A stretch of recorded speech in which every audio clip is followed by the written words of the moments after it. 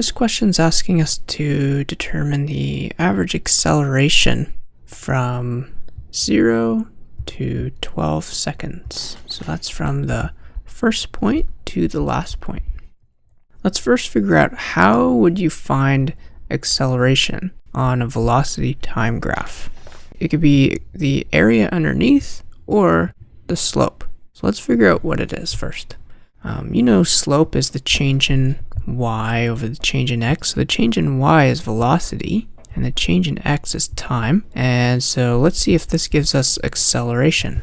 Maybe we can see just by looking at it that v divided by t is acceleration. That's it. I could show you that it's not area in case you tried that one first. Maybe I will. Area of a triangle is 1/2 base times height.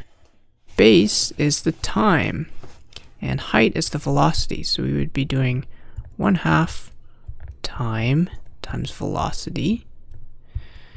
And time times velocity won't give us acceleration.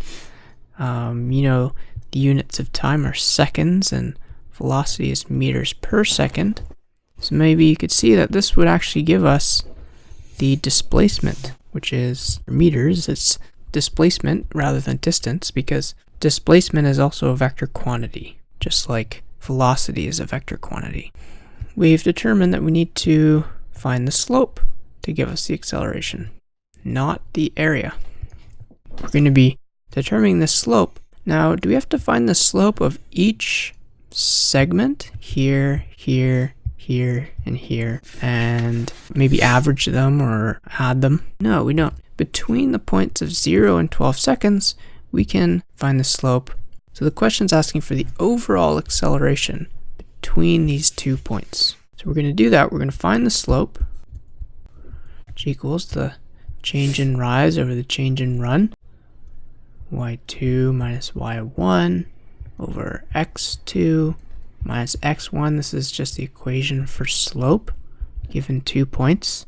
So y2 and x2, and these things are velocities and times. We're going to do v2 minus v1 over t2 minus t1. Okay, so if this is our second point, we have our time and velocity. So velocity of point 2 is negative 50 minus the velocity of point 1 is also 50 divided by the time at point 2, which is 12, minus the time which is 0. So this will give us negative 100 over 12, which works out to negative 8.33 meters per second squared.